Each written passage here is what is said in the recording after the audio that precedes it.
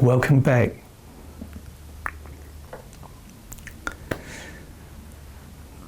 So growing up in a village is sort of nice, even though openly everybody is discriminating against you, but somewhere there's that kindness in human nature. It comes. For example, one of the distant relatives who used to work for grandmom, we call him little uncle. And of course, he can be seen with us that will get him into trouble. So once in the blue moon, I'll run into him somewhere in the quiet corner, and he come up to me, smile to me, and slip $1 in my hand. He's wonderful. So the thing is my aunt. She is so kind. So her love is unconditional. And as I know more about the mind and psychologists with my subsequent training, I know it's so important to have that love that really gives me the strength to grow my inner strength, to develop and to become who I am.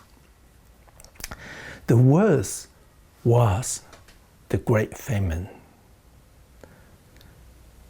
From 1958 to 62, 3-4 years time, Chairman Mao started this great leap forward.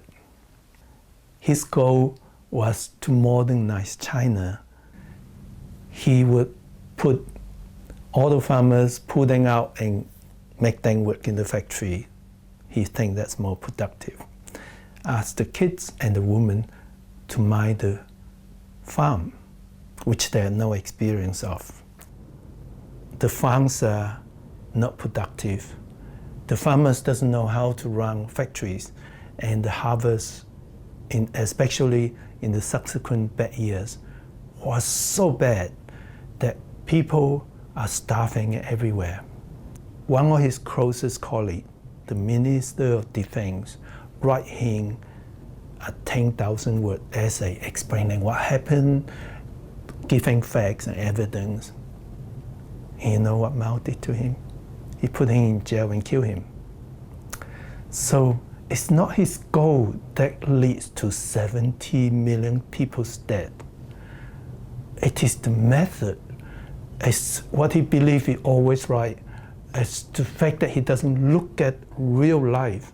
And he continued until the country totally bankrupt. Then he resigned. By 61, 62, by 62, things are getting better because Mao resigned. Starvation was horrible. You know, you just have this much to eat every day. A little watery porridge with nothing. Sometimes we sprinkle salts in it. And soon as you finish that, you're still hungry. You don't know when the next meal will come, how long it will be. And it's no hope. The whole country was gray. No birds, because they eat all the birds. No fish. There was nothing to eat. Even grass are eaten. There are people who eaten soil, believe, dirt in the earth, certain dirt in the earth. Somebody says, oh, you can eat them. And they die from bowel obstruction. They're just horrible things. But if you're interested, read The Great Famine. 70 million is a huge number. It's so hard to imagine so many people die. I was there. We were struggling. We were nearly dying.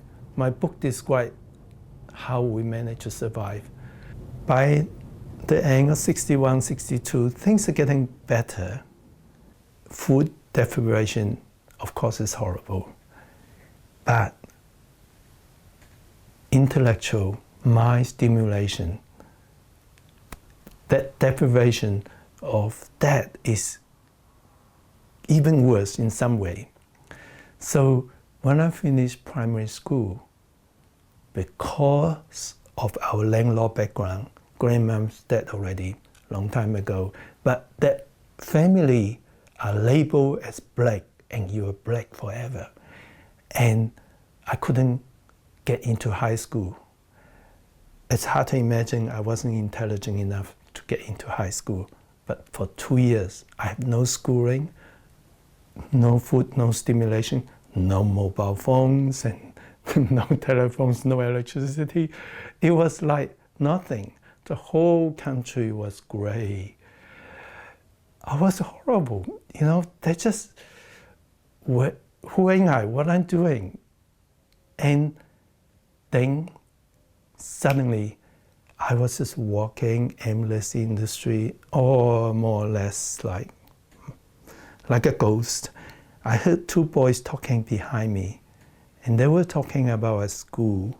This school was founded by foreign Chinese who sent money to China to build a school, because it's built by foreign Chinese money. My parents are foreign Chinese. They live in Vietnam. So because of that, I don't get discriminated against. And in 1 week, I start studying like mad, went to sit for the exam, and I got accepted. And you know why it's such a blessing? Having that empty period. 2 years, in a way, I wasted my life in 2 years. I didn't learn anything, but I did. I learned how enjoyable it is to learn new things. How important it is to learn and develop yourself. And even the most boring things, I really enjoy learning. So when I have that school, it was like heaven. I have a purpose. I have learned things. I have some sort of future. So the hunger, the famine helped me to appreciate food, helped me to see the bigger picture, helped me to understand what it's like in different scale of life. I think I learned a lot about that. And being discriminated helped me to understand how bad it is to the other side of the world. So it is a blessing in that sense that I was able to learn all those things, and because of my aunt's love, I survived it, and that made me a stronger person from inside. So then, while things were good, I was studying in a boarding house far away from home, and we were not starving. We still discriminated when we get home, but it was kind of nice. Then something happened. Something happened that I was able to escape China miraculously. And I'll tell you about that.